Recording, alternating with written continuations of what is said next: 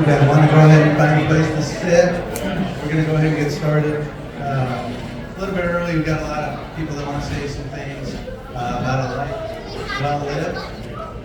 So Doug will get in here and sit down. Maybe we can get started. Wait on somebody. Those of you who don't know me, my name is Jon Hepner. I'm John's little brother. My brother Nate actually had surgery this morning. He had a stroke in September and had half of his head removed. Believe it or not, half of the skull was taken off, and he had his skull put back in place today. He's on the road to recovery, but he had a pretty big surgery today. He's not able to be here. If he were here, he would definitely be the guy up here. He wouldn't let anybody else take this from him. But I'm next in line, so I'm the guy doing the talking tonight. We have a lot of people coming up, but before we do that, I'd just kind of like to read this poem, and I'm going to read the obituary, and then we have some different people that are going to come up and talk a little bit. The first thing I'm going to read is a poem called The Dash Poem. I read of a man who stood to speak at the funeral of a friend.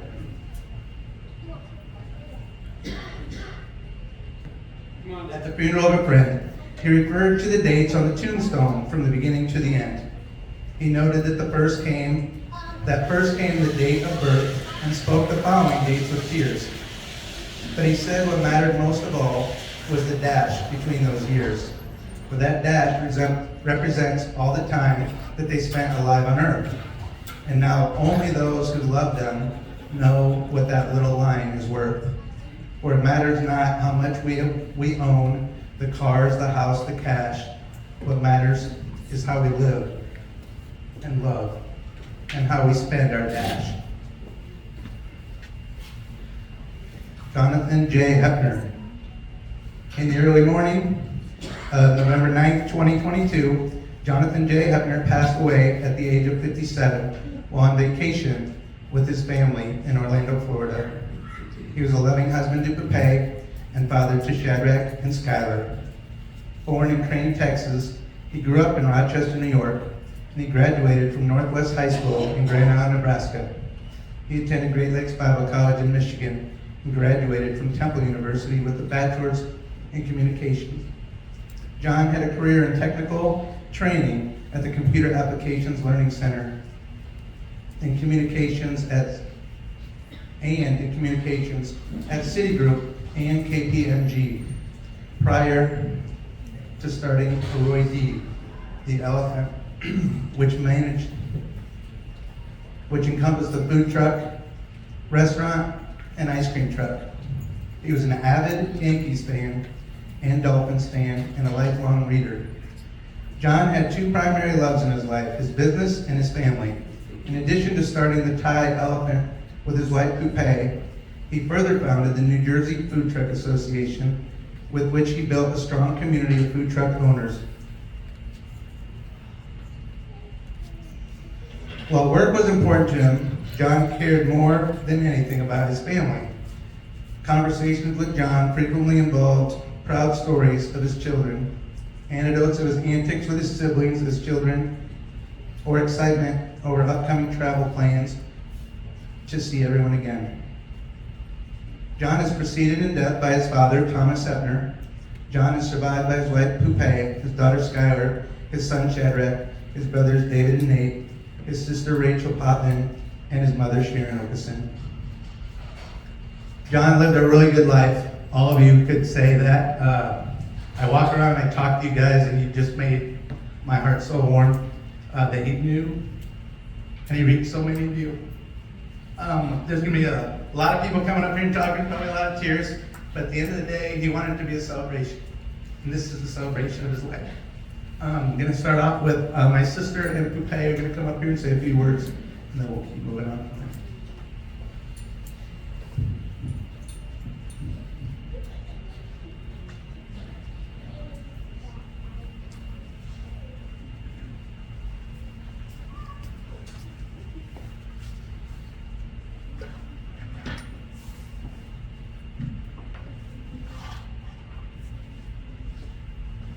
First of all, I'd like to thank you guys, every one of you, for being here.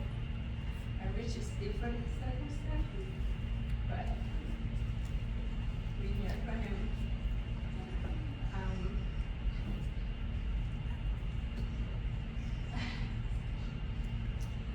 first met John 16 years ago. We dated for 2 years, almost 2 years. We got married in 2008. He gave me the experience of being deeply understood, truly supported, completely and utterly loved. John was my rock. When I got upset, he stayed calm. When I was worried, he said it would be okay. When I wasn't sure what to do, he figured it out. He completely dedicated to his children, his family, in every way. As heartbroken as I am today, I'm also equally grateful. This past week,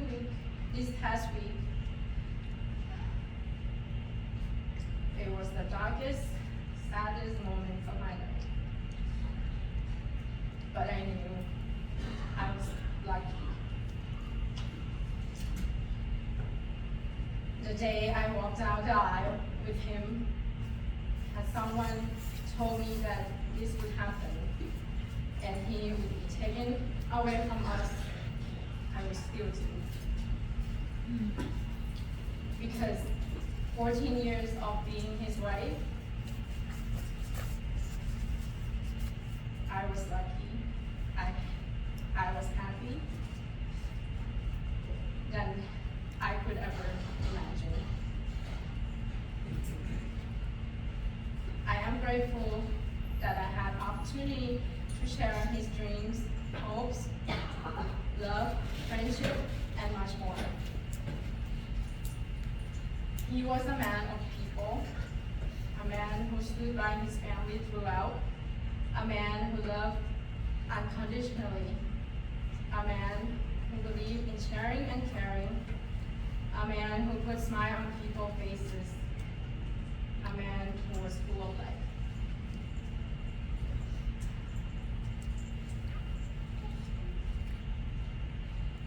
As we put the love of my life to rest today, we say goodbye to only his body, his spirit, his soul, his amazing ability to give is still with it.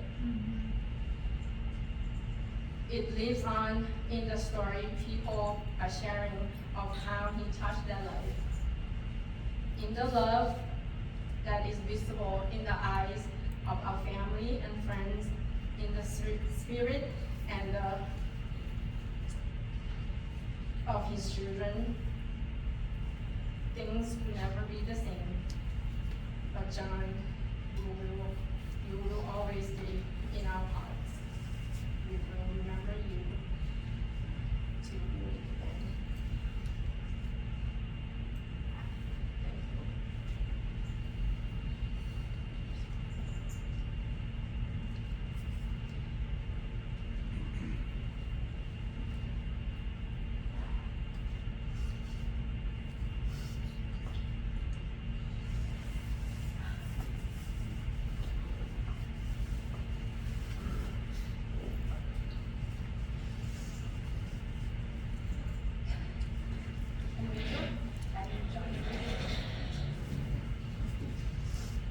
As a little sister, I've always looked up to my big brothers.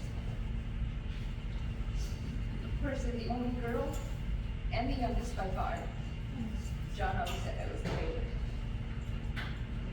He moved away by the time I was old enough to really start having memories of growing up with him.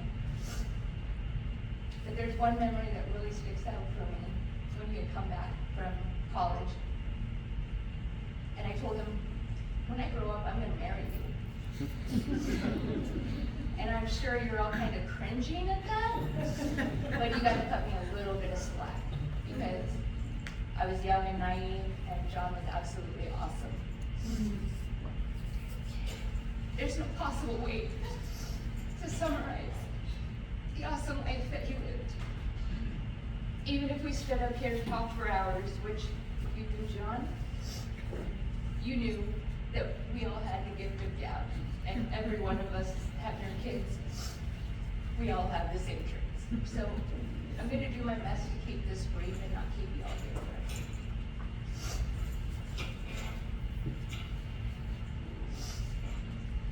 one talks like Jon. The enthusiasm that he brought to every conversation was absolutely contagious. It didn't matter what topic was being discussed. He could always add his incredible insight. And he had such a boundless depth of knowledge.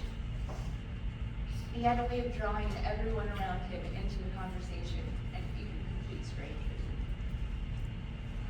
No one walks like Jon. Jon had a swagger that I could pick out from a crowd in an instant. He had this huge stride that even as an adult, I struggled to keep up with. When Jon walked into a room, you could not miss him. He brought with him such an immense energy that would truly light up the room. No one fights like Jon. His passion for being right was almost as big as his heart for doing the right thing. When there was a cause that needed to be tackled, he threw himself into it. Whether it was fighting for better food truck regulations, overcoming COVID lockdowns for the restaurant, or battling the township over his daughter's treehouse, just to name a few.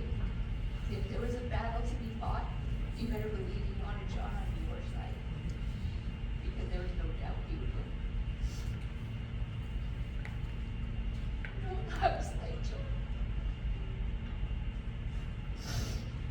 If you were never blessed to be on the receiving end of one of Jon's hugs, then you don't really know what it is to be hugged. When Jon hugged you, you felt it to your core.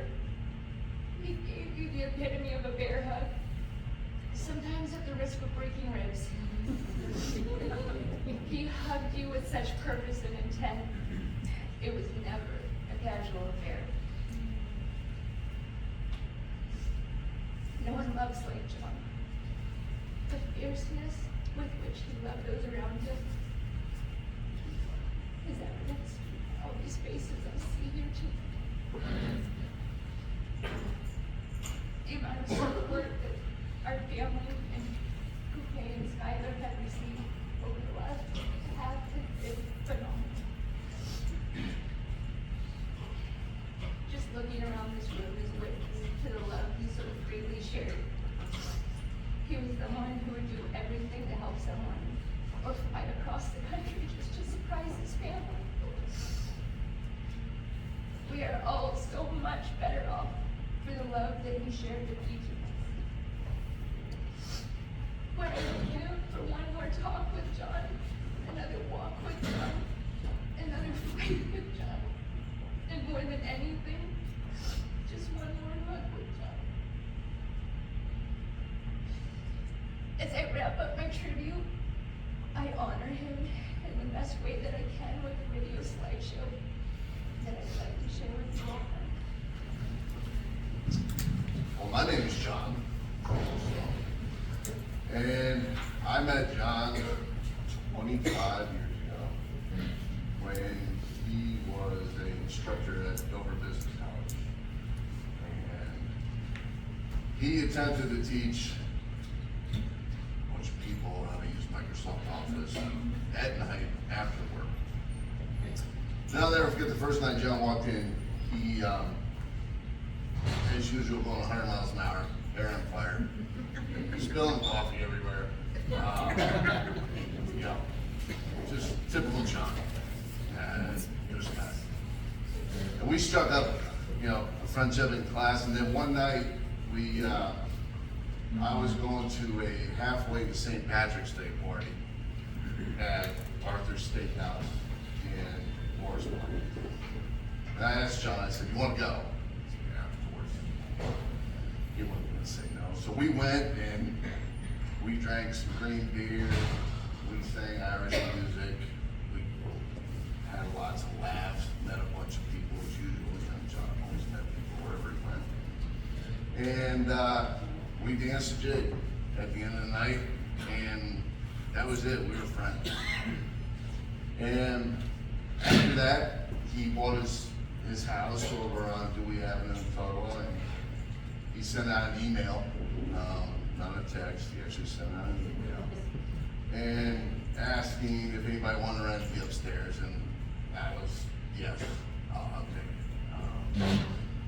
that's really where the bond between us began. We developed, and I only lived there about 2 years, and the friendship that we developed in those 2 years, 23 years later, it's unbroken. I moved away, but it never shed an image. And that was the way he was, and everybody here knows that.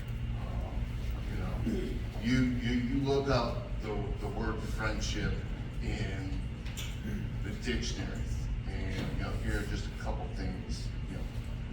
Trustworthy, honest, dependable, loyal, trust others, empathy for others, non-judgmental, good listener. Sometimes. You have to slow them down a little bit. Maybe repeat it once or twice. But supportive, self-confident. I mean, what he did with the food truck industry and everything that he did. The house on Dewey Avenue, this, the current house, the way he rehabbed those houses. He didn't have a fear. Building the food truck. You watch the YouTube video on how to build a food truck. That's what he did. And, humor in life, a love for life. He just loved life. He loved people. He loved family, friends. And, he was fun to be around. And most of all, Jon was a man of his word. If Jon said something, he did. No doubt.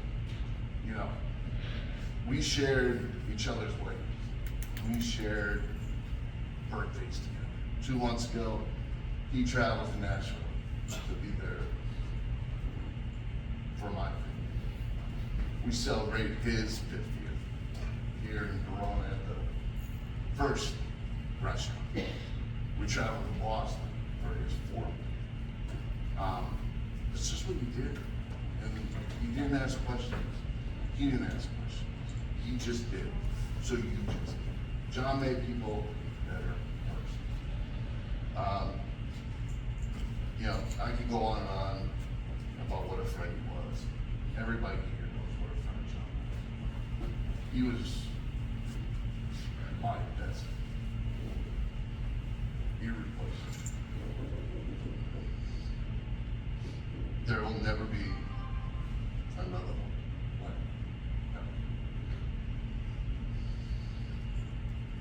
Those we love don't go away. They walk beside us every day, unseen, unheard, but always near. Still loved, still missed, buried. Death leaves a heartache no one can heal. Love leaves a memory no one can see. Until we meet again, and God holds you in the arms. Jon is up there watching every single one of us. He's got his hand on every one of our shoulders. He cared about it.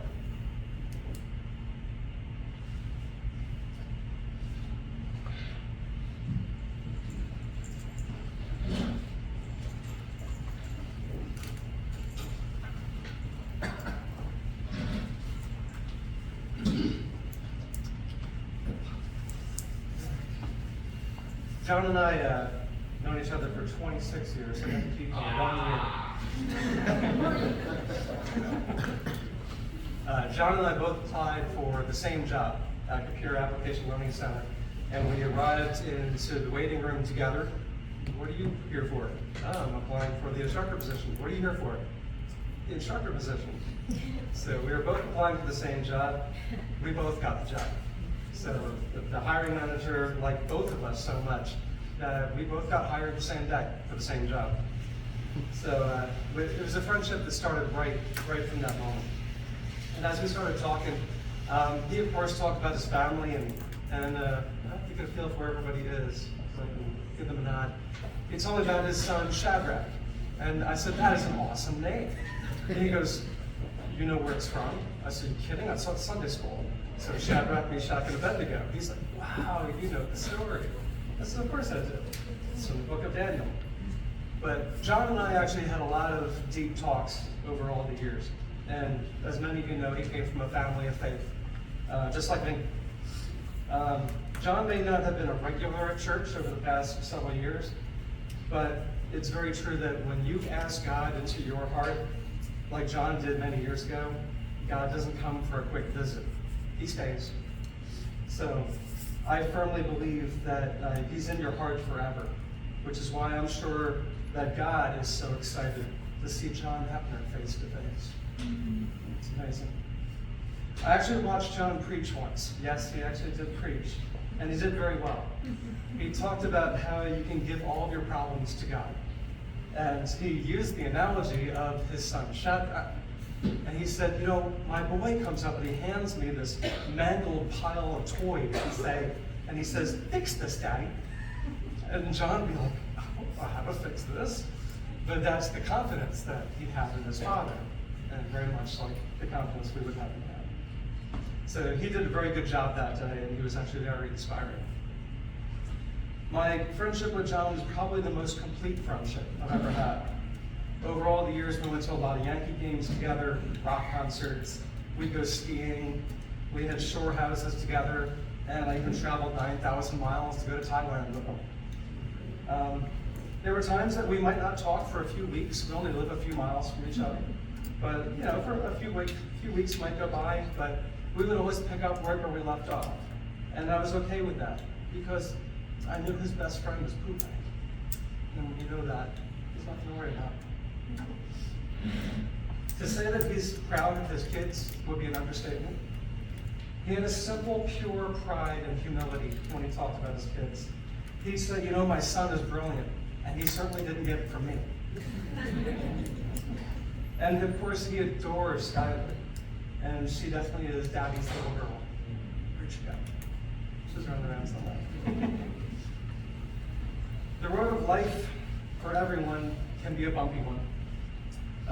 Did any of us really have the life that we predicted for ourselves? Probably not. Not me, not John, he had bumps. But I think the secret is to love your life anyway. The life you have, those that are in it, and to love every moment. John definitely did that every day. He was never afraid to take risks. He actually took leaps of faith. He actually considered opening up a sports bar, and then he found out how much a liquor license in New Jersey is. And then one day he says to me, you know, I think what I'm going to do, and this was a new concept at the time, he said, I think I'm going to drive a truck around and sell Thai food to the public. I was like, are you serious? This is your idea? He said, yeah. Well, living testament here, it definitely works.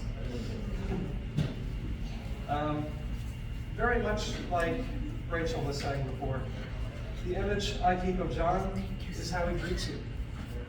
Jon Hepner did not do the formal handshake very much. This wasn't John. He gave you that big smile, and he gave you that big hug. So I definitely know what Rachel was saying. Can you picture it? You see John across the room, and he looks at you and goes, hey, hey! That's what John does. He is excited to see you. He makes you feel valued, always.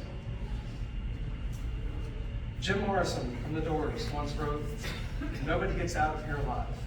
And that's true for all of us. It matters what we do every minute of every day, because we were never promised another day. So if we learn one thing from Jon Hepner, tell everyone you love that you love them. John and I actually had this moment in our very last conversation. It was only a couple weeks ago. He called me up to tell me about the situation with his brother Nate, and he was crying on the phone. He told me how, you know, ICU has certain rules that they have to follow, and visiting rules, and how many people can enter the room. He said, I don't care about the rules. I'm going to go tell my brother that I love him. And he was so glad that he did it. And I'm sure Nate is very appreciative of that now. And as John told me the story, he said, you know, Doug, I got to tell you something. I love you, man. I said, I love you too, John. And that was my last conversation with John. It was only a couple weeks ago. So do not wait another day to tell the people that you love them. Don't live your life with any regrets. I love this man. I have a vision of where John is. Everybody may have a different vision, and that's okay. Our vision of heaven is shaped by our own experiences and our own beliefs. I think he's with God and with family that preceded him in a place that's warm and beautiful. I can see his dog Mickey running full speed and tackling him as soon as he saw John in heaven. And I believe John, like Johnny said, I believe John is here today in spirit. He hears all of us, and I believe that. I also believe that Jon Hepner wants you to cheer for the Yankees and the Miami Dolphins. And that guy loves his sports. I want to thank everyone who came to honor John's life today. We're here with the Hepner family who came all the way from Nebraska. And Coupe, of course, who loves and adores him. Where'd she go? There she is.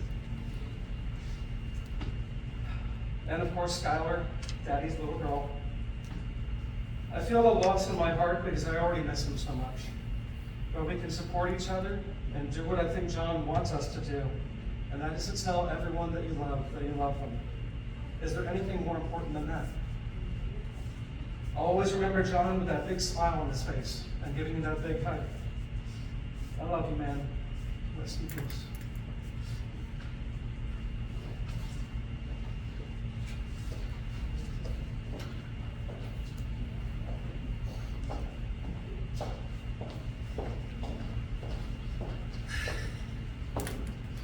Well, Heather, a lot of what I wrote is a lot of what Johnny said, Johnny said, Rachel, I have said. And I imagine it's a lot of what everybody else would say too.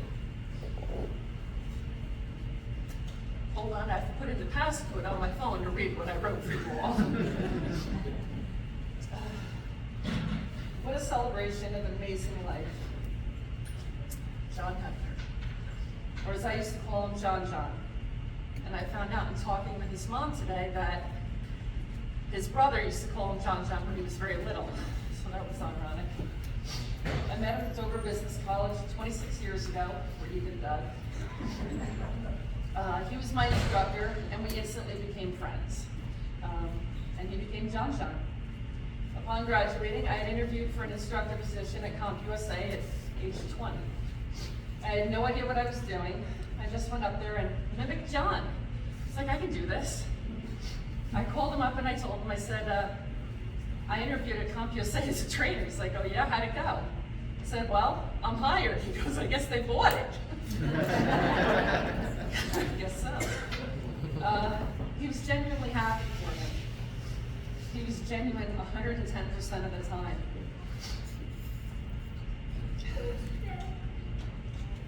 Jon was all in all the time. He made you feel like you had all the friends you ever needed in one person.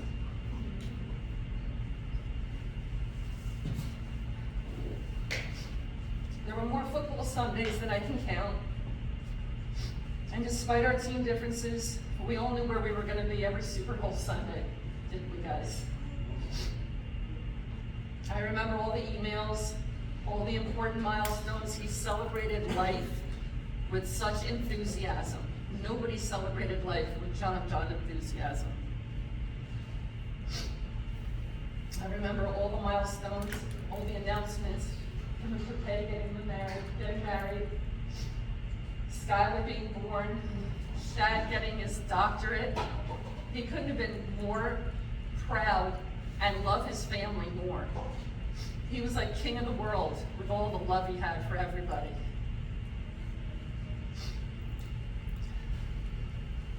The way he greeted everyone, that big smile, and his arms out for a big Jon hug.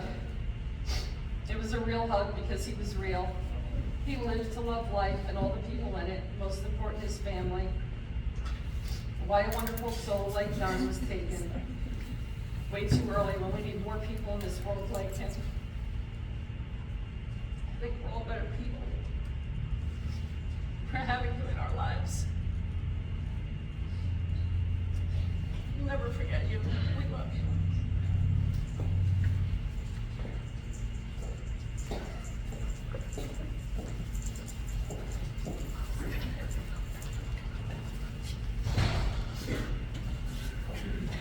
At this point, we'd like to have the food truck group, or the restaurant crew come up. There was a few people from the restaurant that wanted to have a few words. If you guys want to come on down, whoever your spokesperson is, come on up.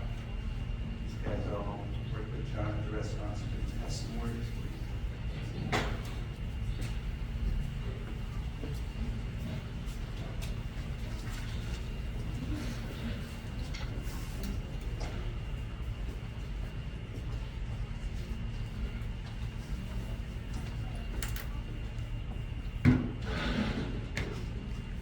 Hi, my name is Kate.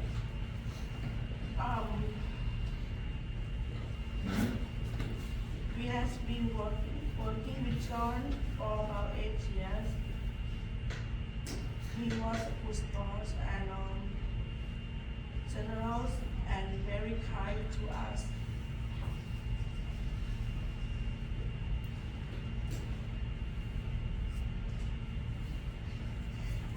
He always says that we are family. John, we will continue to work hard for you. Skylar, Coupe, and already Thai elephant and food truck. John, we will always be, we must remember you. Thank you.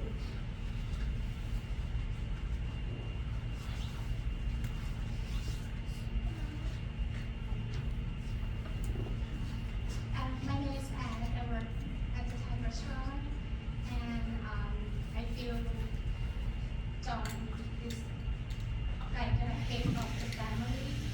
He's like the family to us. When I have a tough time, and then sometimes I said I'm scared, I don't know what to do, and the only thing he told me is just do it and do it what you need to do. And John and Ruben always support us. We can live happy, we can do whatever we want, and then we can give the best to everybody who come in the restaurant. And I feel like we have a good family, we happy, and then John always checking on us. Every time I know that if something happened, we just know the number that we can call, and then we always joke with everybody that if you want to close the restaurant and go to party, just call.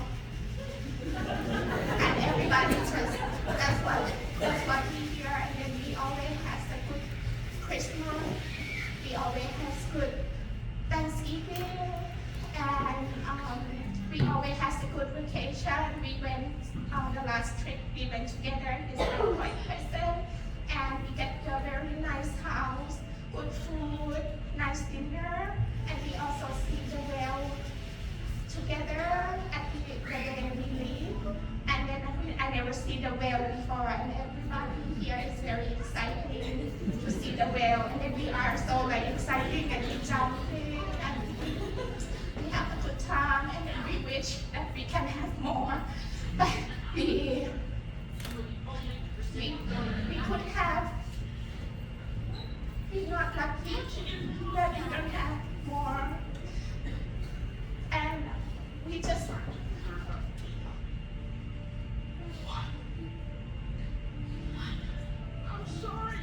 And the most that very made me more is just like everybody, when people know, everybody come, and then everybody asks about him, and what we see here is like, we're very thankful that everybody care about him, his family, and care about us.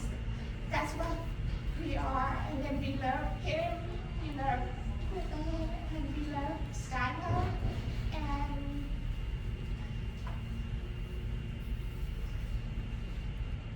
and I would say that he always said, he's like to say, peace. That's what he told us. Thank you.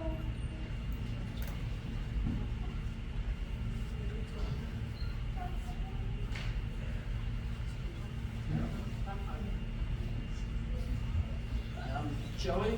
I've known and worked with John for about 5 years. Not as long as 26 years or 25.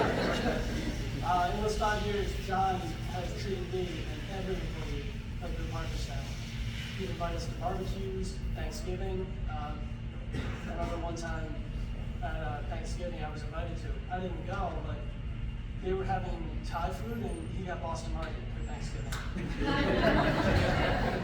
Cheese. But every time I talked to John, if I was having a bad day or anything, he not only would the conversation last at least an hour, but he'd always walk away feeling happy, just upbeat. Anything that was bothering him just wasn't that way. And I'm eternally grateful to have known and worked with somebody as loving and caring as John.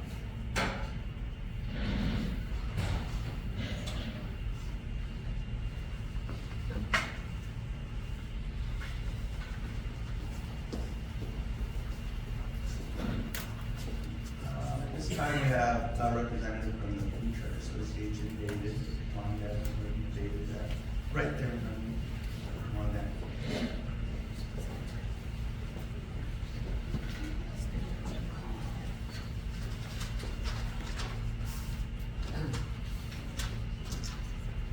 Hello everyone, my name is David Gillinson, and I operate Taxi Cab Burger.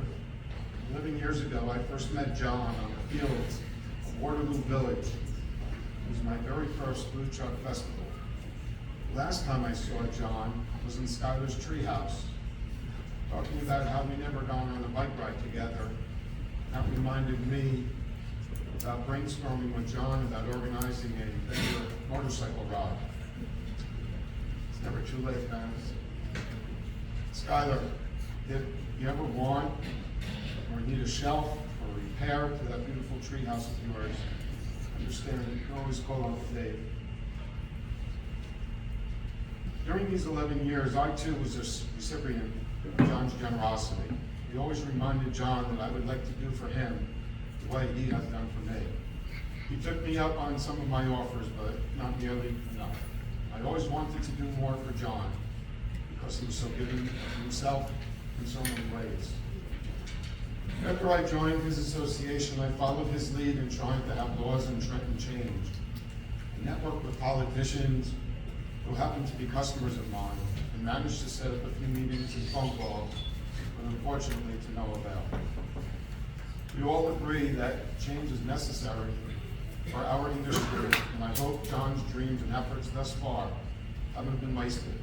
I hope his association will continue his efforts in bringing that change to life.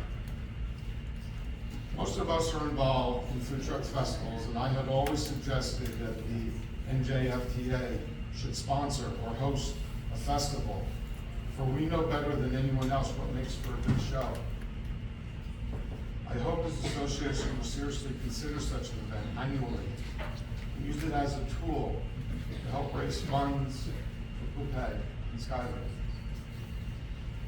If I can no longer do for John, I want to do for his family. We truckers are a huge traveling family, and we should always be up for the task in helping one another. One hand washes the other, and we both wash the face. John, I know you're looking down from that festival up in the heavens, and know that you will always be missed by so many.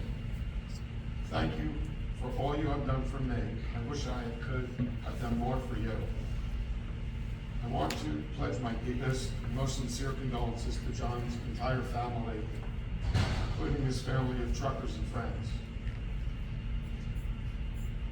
I promise I will keep on trucking, for that was your wish for all of us. I loved you, John, like a brother, and I will miss you terribly. Thank you.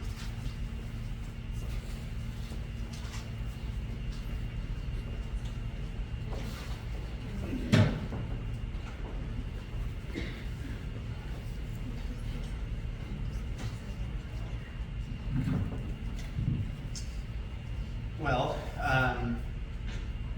got some bad news for you guys over here. I've known John for 23 years.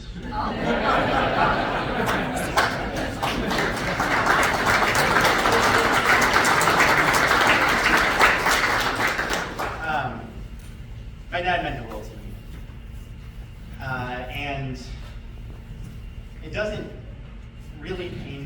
say that he died young. He was only 57, but when you look back at all the things that he did with his life and all the people that he touched, you would never have guessed it.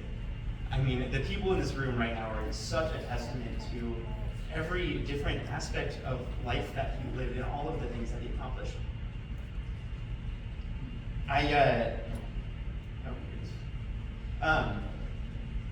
In thinking about how to actually summarize what my dad meant to me, how do you summarize an entire lifetime in a few minutes? I thought a lot about kind of what a father does to anyone, or to any of their children, and that's teach them things. So I wanted to talk a little bit about a few of the things that my dad taught me through living his own life. The first thing was, and everyone here can attest to this, that my dad taught me how to make someone else feel welcome. Every time he met someone, they were instantly his best friend. And I didn't realize that the amount of love that he showed me every day was also the amount of love that he showed everyone else. And all of his friends, and the food truckers, and of course the family. I mean, it was absolutely incredible. And he would organize people and get them together to do different things and meet each other as well. Organized the first snow football game every year. And it's funny, I've heard that story from like 4 of you from different decades since being here just today. That was always the thing that he did. Even when he and I would sit and play Madden together when I was a kid, it was always turn the snow up to a maximum. We were playing this game in a blizzard. Of course, it was on the screen, so it didn't make any difference. But he'd put together these March Madness pools that everyone loved. He'd bring people golfing, but I think the biggest community that he ever built that I could tell was what he did with the food trucks. Not only with the family that he built at his own restaurant and food truck and ice cream truck and everything else, but the association as a whole. It was always shocking to me every time we would talk about it, because he would bring up all of these people that were coming to him, not current food truckers, but potential food truckers, people who would come to him and say, there's so much to do, how do I start? And he would tell me about this, and he would tell me that he just, had a call for 2 hours explaining to someone how to start a food truck. And I was like, Dad, isn't that like, your competition? Like, isn't it like not a good business move? And he was like, yeah, but I don't care. Because for him, it was the person, it was the people, the family that he built through it. And he loved you guys so much. Second, my dad taught me how to pursue purpose. This one's a little bit tougher to talk about, I think. He and I come from somewhat of a similar background when it comes to faith and religion. Both of us grew up adamantly believing in a faith that we were taught, and both of us eventually lost that belief through one way or another. Or the details of our stories change. But for me, when I was 18 and 19, I went through the process of losing what I had built up as my purpose in life. And some of you definitely knew me during that time. Some of you knew me before, and some of you knew me after. But that was probably the hardest thing I've ever had to do, except for what's happened in the last week or two. My dad got it. My dad understood, and we talked so much about what I was going through and how much he could actually, truly relate to it. And throughout his life, I realized that I had seen him refine purpose year by year. First, it was Coupe. He meant so much to him. So much. And he became such a happier person after he met me. Then it was the restaurant and the food truck. And every time I called him, it was Coupe this, Coupe that, the food truck this, the food truck that. And I'd be like, yep, school's going well. And then, of course, it was little Skylar running around doing God knows what at this point. When she came around, everything changed. He was no longer, he wasn't the same person. He had found everything he needed in life with what he had. And I watched him go from someone who was frankly kind of an angry guy over the years to someone who was so genuinely happy it was inspiring. And I realized that in my own journey through life these last 10 years or so, I've had to see myself search for the same things and use him as goalposts along the way, because he had already done it and he had figured it out. He was so happy. And then finally, he taught me about the future. This one comes from a conversation in high school that we incidentally talked about just a few months ago. He did not remember a word of it, but I remembered every word. And how it went down was we were sitting on his couch in Totowa, and I made some offhand joke about how old he was getting. I think it was around his birthday or something.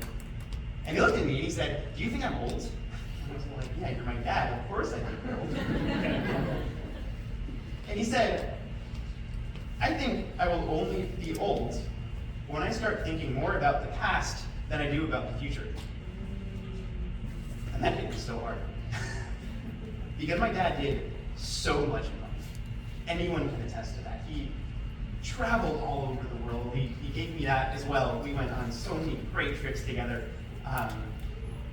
He, would always talk about all of the different things that he did. The antics with his brothers. He talked about the pain that he felt too, but in all of it, his focus was always on what he was going to do next. And even though we would talk about his past, his life was about his future. Till the day he died. So, when I say that my dad died young, I don't mean he died young because he was 57. What I really mean is he died young because till the end, he was thinking about the next step. He could have lived another 50 years and he would still be young. Dreaming about tomorrow. And I know that he would want me to do the same. I have of course been heartbroken this last week because of how much he meant to me. And I love talking to him every week on the phone. And I know that he loved me too. But I also know that the impact that he made on me and the impact that he made on everyone he interacted with is going to go so far into the future. So with that, I'll just kind of wrap up by saying, Dad, I miss you so much. But I can't wait to see what you're going to do next. Thanks.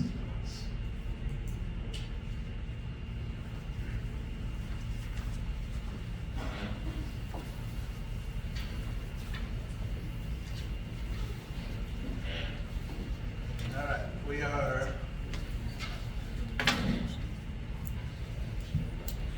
We got two lots. My brother Nate wrote a letter to John.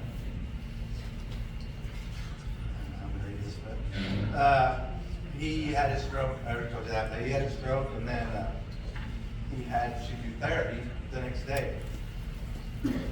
And it was the day after John passed away. And so the therapist said, "You need to start learning to write again." So he told him to take a pen and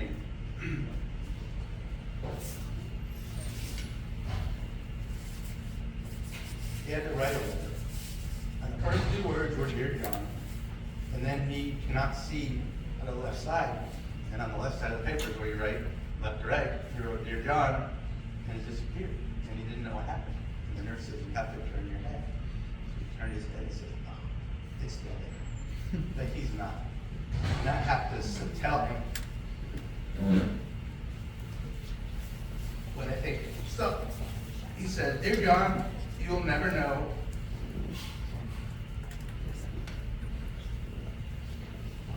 How did you do this pretty easy? You'll never know how much our final cost meant to me. We close one chapter. Like you said, always looking forward, and I'm already looking forward to the reunion. I'm promising that I promise you this. I will watch over Skylar to the best of my ability. She will always know who her dad is.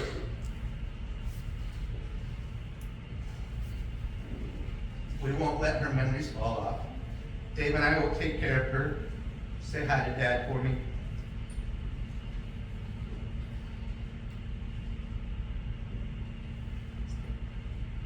I will forever be your big brother.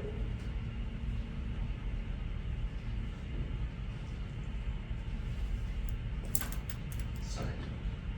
I love you, John. I still have one more surgery and won't be able to be present for your celebration of life, but Dave will, I'm not going to make it up, but Dave will read my memories, and we have tons of them.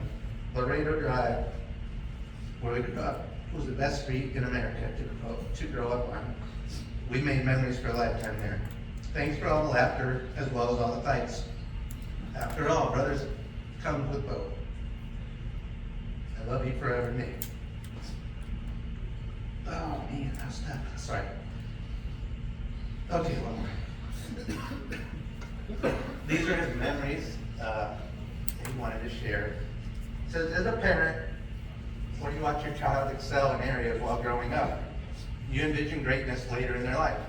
This wasn't always the case with my little brother John. Instead, I saw an annoying, rule-making, bossy little brother who liked to tattle on his big brother. However, he did save me on Freshman Friday by tackling the upperclassman chasing me down and sitting on him. What they did in Rochester is they had Freshman Friday, and the older kids would pick on the younger kids, and John was in junior high. He was much bigger than Nate. Nate's like this small. But John actually saw him getting chased, and he ran after this bigger kid, dove on him, tackled him, brought him down to the ground. He sat on his back, and he goes, "Run, Nate, run!" And Nate's looking back, he's like, "That kid's like a sophomore. You're like a 7th grader. What is going on?" But he saved his butt, took off. The big kid got up and didn't want to mess with John, so he ran his own way. I learned the traits I didn't always appreciate. Actually, what helped him to dream and accomplish so many things in life. Growing up, which Chad talked about, December 31st, every December 31st, John organized the first neighborhood football game of the year. It would always be at midnight. At 12:01, we kicked off. And he would have the whole neighborhood in the backyard. Didn't matter. It was always going to be the first football game of the year. He organized the first neighborhood football game every year, and he made sure Davio, Scotto, Tim D, Dave, and me, and anyone else who could play were ready for kickoff exactly 12:01. We always hoped for snow. Heard that already. He did love his snow. This carried into college years at Great Lakes Bible College, where if he saw that it was snowing, he would wake all the guys up in the dorm to play a snow football game in the middle of the night. It was in one of those games that John was actually injured and ruptured his spleen. He literally, Nate told me the story, he said he would watch the weather, if there was any snow coming, he would watch the weather carefully, and then he would stay awake until the first snowflake hit the ground, sometimes 3 in the morning, and he'd pound on doors until people actually woke up, and they'd be like, "John, we'll do it in the morning." He's like, "No, the snow's on the ground now, we're going." He'd take him out and they'd play football. And that was John, passionate, passionate, passionate. Many people don't know this, and this was kind of funny. Nate's kind of slow right now with the whole stroke thing, but he says John was the unofficial creator of fantasy football. I'm like, was he now?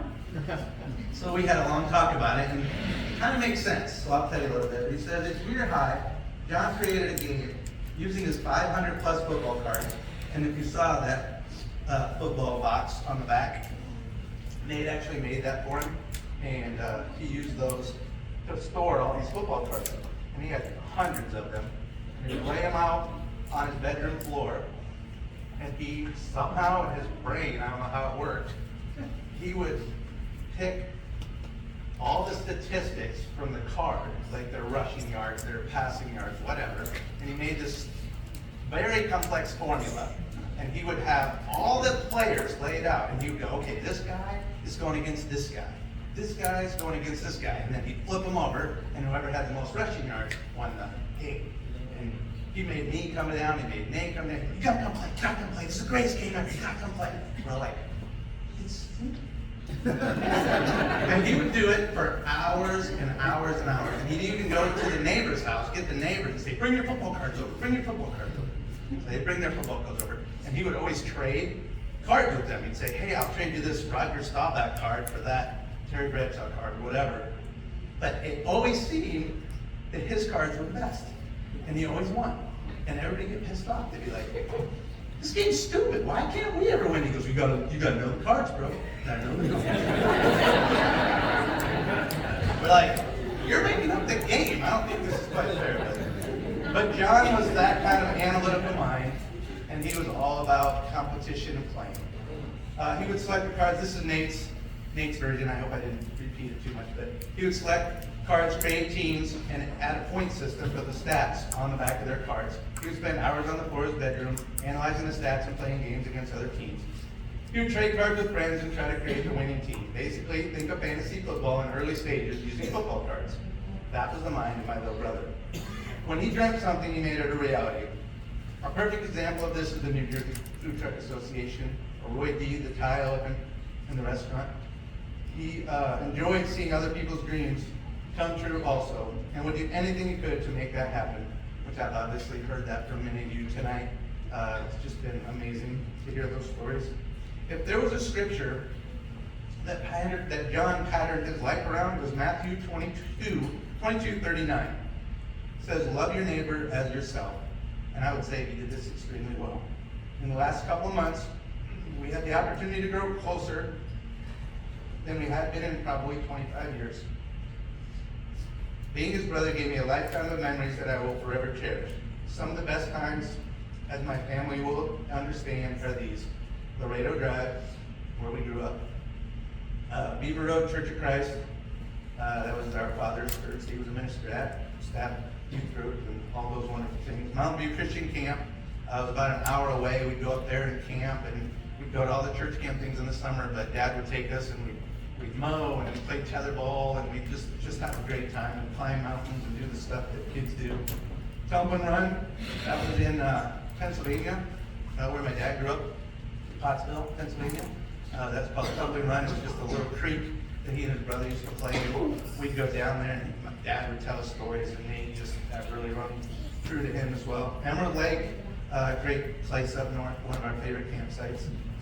Vermont, jumping off covered bridges. I remember we found a covered bridge one time in Vermont that had a rope hanging from it, so naturally my dad said, let's go swing on it. So John's the first one to go, and away we went. We were jumping off some rope, and who knows if it broke. John didn't care, he wanted to go. I let him try first, by the way. And if it could hold him, it could hold me. Letchworth State Park, another camping excursion, we used to go there quite a bit. Landmark was a place in Lansing, Michigan. There's a little coffee shop.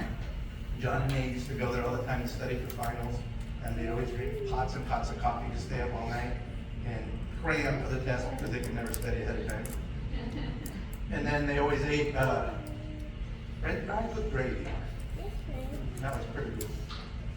They used to sneak off campus in the middle of the night and ride their motorcycles, breaking curfew and not getting caught most of the time.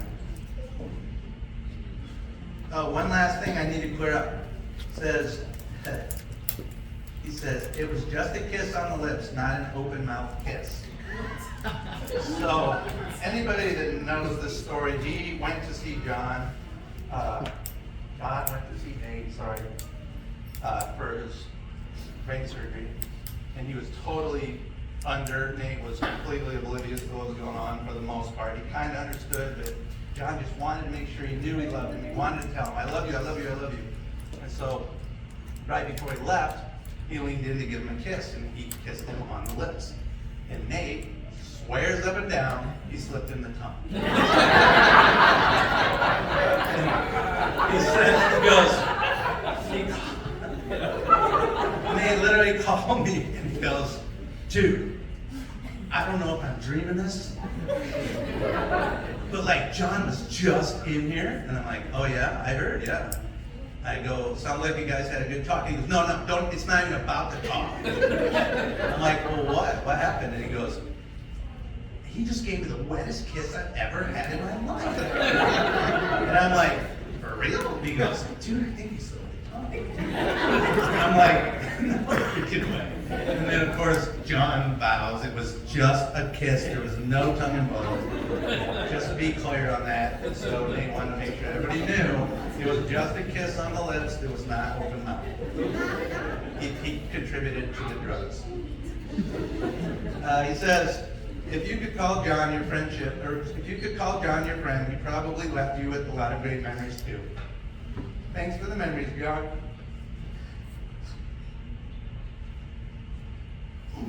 I will hold on to them and love them and love you forever.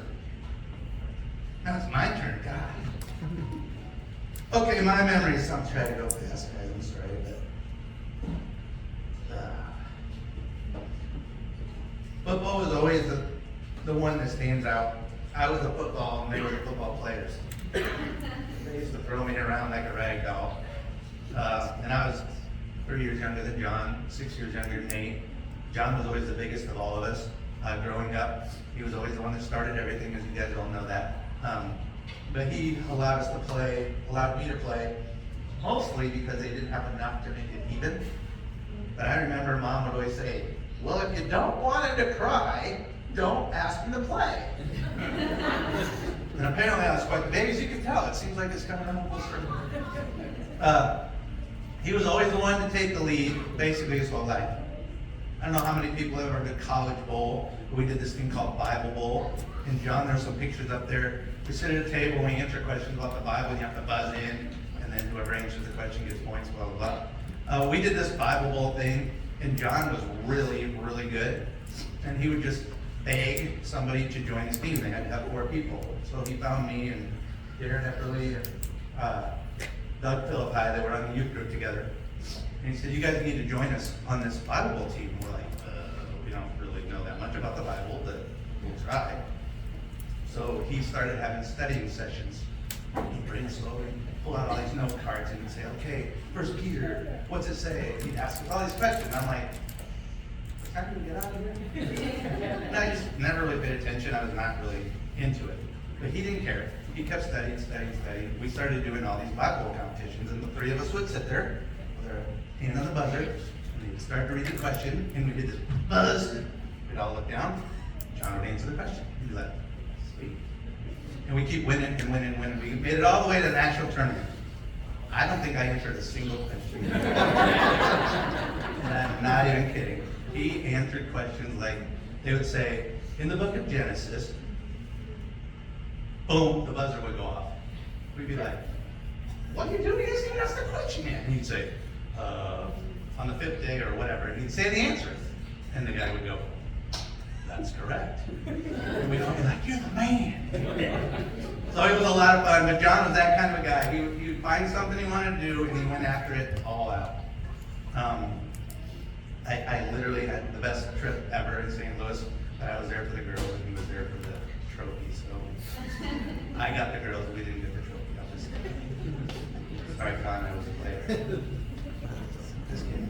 He was way smarter than I'll ever be, and that's for sure. Tetherball games, we played till our arms would almost fall off at Mountain View. He picked on me a lot growing up. I think that created my competitive nature, and I thank him for that. One time, he was picking on me so much, I had enough, and I grabbed a butcher's knife, and I chased him around the house with it. I got those stories pretty funny. He pushed me up against the door, and I pulled out this knife, and I go, that's it, I've had enough. And I'm swinging this big old knife at him, and he's like, dude, you're crazy, put that thing away, put that thing away. And I go, no, put it away, I'm tired of you picking on me. So I chased him outside, and he goes, what are you gonna do with it? He's standing up against the house, and I said, I'm gonna throw it at you, that's what I'm gonna do. He goes, you're not gonna throw it at me. And I go, oh, watch, I'm throwing it at you. He goes, okay, throw it at me. And I go, boom. And we both froze, time froze. And this knife goes slow motion. And it hits him right on the thigh, the handle, and then it stuck into the side of the house. And I went.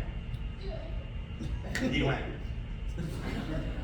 He turns and looks at me. We both looked at the knife. He looks at me, I look at him, and he goes, you're a dead man! And I just took off and ran as fast as I could. I climbed into the bathroom. I went in the bathroom, locked the door, climbed out the bathroom window, fell into a old pile of rose bushes, and ran to my friend's house. And he forgave me, believe it or not. We also got in another fight because I was cursing like a sailor, he said, when we were playing basketball. And he told me to stop cussing. And I said, you can't tell me to stop cussing because I can do whatever I want. And he goes, if you do it again, I'm going to kick your butt. I said, no, you're not. I was a junior in high school, so now I'm a little bit bigger, a little stronger. And I was one that got in a lot of fights. He never really did. But he told me, you say another cuss word, we're going at it. So I put my nose on his and I dropped an F-bomb. And he shoved me. And I punched him in the mouth. And then he started swinging at me like crazy, and I ducked and he hit me on the head. And he actually broke his thumb on my head. I told my mom this yesterday, so it's true. She's not going to be mad at me anymore. She said, I thought he broke that playing basketball. I said, well, that's the story we told you. But we were always competitive with each other. We fought, we punched, we fought. We always made up, and he was always there for me. By the way, I tried to pull on that thumb because we said it was just jammed. It was broken. He was super adventurous his whole life. We actually had a neighbor that got divorced and gave us his wife's tennis ball collection. And so we were in the backyard and we didn't know what to do with all these tennis balls, so we decided to put lighter fluid on them. And we lit them on fire and played soccer with it. And I'm telling you, it was the funnest thing we've ever done. We talked about it all the way up every year. It was amazing. But nothing actually got hurt. We had some burned gloves and things like that, but we were smart. Firecrackers were a big thing in our family. John would always dare me to shoot firecrackers and to do all the crazy things. He's like, go ahead, I double dog dare you, you know, and I'd be like, okay. I remember shooting a bottle rocket into a tree that was next to our house. Sorry, Mom. We actually burnt the tree down beside the house, and we had to go get a hose, not catch the house on fire. But that was one of John's favorite things. He would try to push me to do crazy things and see if I would do it and see who gets in trouble. I caught a field on fire thanks to John telling me, throw the firecrackers into those fields, nothing will happen. Fire trucks had to come, it was not good. But we could always laugh about those things, and that's the thing I just enjoyed about John. He created this adventurous spirit in me. And he just meant the world. When I talked about being adventurous, Rachel talked about the time when he just up and flew to California. We all went to California to have cochlear implant. They were doing a photo shoot on our family, and John just decided, well, I'm not deaf, but I'm family, so I'm going. So he actually met us in California, and I was getting on the elevator. He was hiding in the elevator. We didn't even know he was going to be there. And Connie and I got on the elevator, and you've probably seen it on YouTube or on Facebook because he posted it. Walked on the elevator, I go to push the button, and I go, how you doing? What are you doing? He just goes, gotcha! Big bear hug. And that's the John that we all know and love. My oldest son, Chase, is in the Navy. He just found out about John's death today. He's on a submarine right now. And so that's kind of ripped my heart apart. But he brought Chase down to Nebraska. And I was living in Norfolk, a town 2 hours away from where my family was. And he actually hid him in the luggage, in the trunk, and forgot about him. And he came to my house, and he was in the house for like 25 minutes, and it's freezing cold out. And he goes, well, let's go get the luggage. So we go out to get the luggage, and he goes, oh, hey, let me open the trunk for you. I'm like, okay, and he opens it up and chases him, and he's like, it's about time. And I'm like, Chase, what are you doing here? And of course, I was so surprised, and John's like, oh crap, dude, I forgot you were there.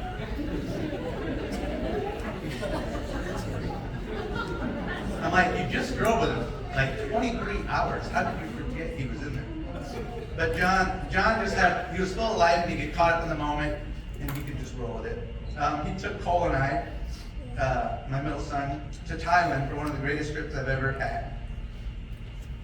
On that trip, his adventurous soul came out, and my son wanted to go back to the market. 18, right? 18 years old, he wanted to go back to the market. He's a big boy now, senior in high school. And we're in Bangkok, Thailand. A lot of people live there.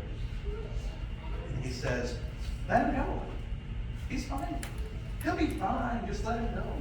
I'm like, I'm not letting my son go across Bangkok by himself. And he's like, gotta let him go, he'll be fine. And I did. And then I find out Cole actually was lost on that trip. But he found his way home.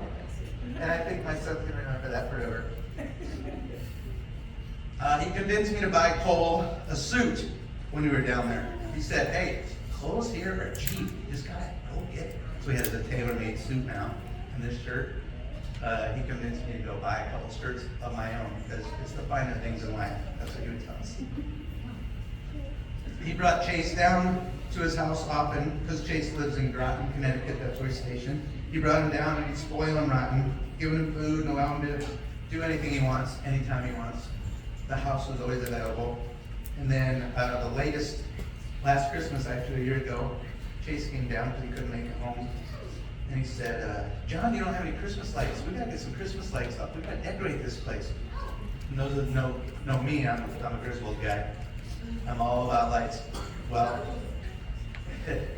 he asked John, do we have a budget? And then John looks at Lupe and goes, do we have a budget? And she goes, I don't know. And he goes, let's go shopping. So my son decorated their house for Christmas, and John just sat back and watched and said it was one of the best Christmases he's ever had. And he paid for the whole thing and wouldn't let us pay for any of it. He always complained, my little one, Carson is not so little anymore, picks on Skylar. He's like, gosh, he's so annoying. He picks on her all the time. She's not doing anything, and he's constantly picking on her. You just imagine that. But then, ironically, he begged me, and I mean begged me, to let him come stay for a whole week. I'm like, I thought he antagonized Skylar. You're not going to want that there. And he goes, I really want him here. Just don't tell him I said so.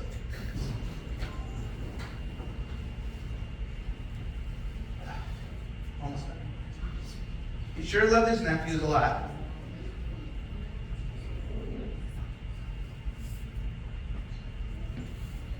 He would always ask how they're doing. So excited to hear about what was going on. I loved it when he hired Connie, my wife, to come babysit. So Carson and Skylar could have some time together to play. He always loved how Connie would organize his stuff and work magic with Skylar. He was amazed at the mother she is to our pools.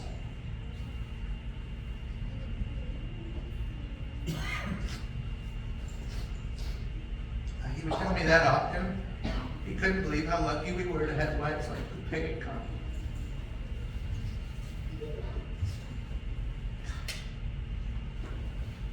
His eyes would light up when talking about Lupe, Chad, and Skylar. That little girl truly did change him.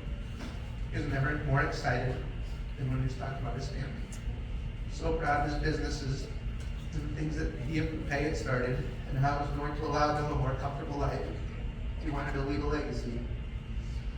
And I think he's done just that by all I've seen and heard these last few days. I always love seeing his posts and messages about Shad, how proud he was of the man he's become, and obviously all the day-to-day videos of Skylar doing all the things she's done, so bright, with so much ahead of her. He truly lived life to the fullest. He was doing exactly the things he wanted to be doing right there to the very end. Yes, it was far too soon for us to be left behind, but I've never known anyone that loved as hard as Jon. And it was felt in everything he did. The food truck, the restaurant, traveling, friends, but most of all family. He would want us to smile and truly enjoy the things that life has to offer. Love each other and do it with all your heart. A couple quick things before I read the last thing and we'll wrap it up. Pier 13, I think it is, in Hoboken, has contacted us and said they're planning on doing a memorial in his honor. Food Truck Association already talked about possibly doing a festival. There was a food truck inspector that reached out that taught safety classes with Jon, and they're going to name the safety classes after Jon. I did an interview this morning with a newspaper, I can't even remember the name of it. They want to do a story on Jon and all the outreach and things he did in this community. Lastly, I'd like to wrap it up with a poem that I think fits Jon perfectly. I did do a little editing. It's called She Is Gone.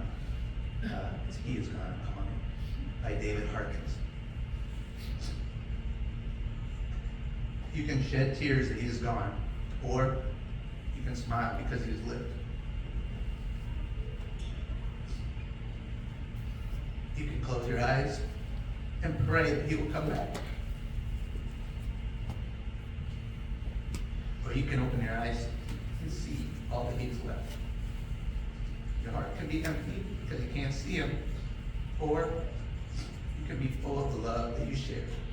You can turn your back on tomorrow and live yesterday, or you can be happy for tomorrow because of yesterday.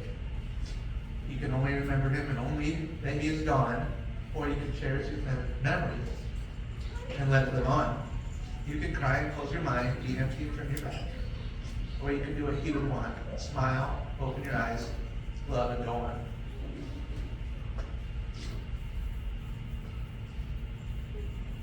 Just want to thank you guys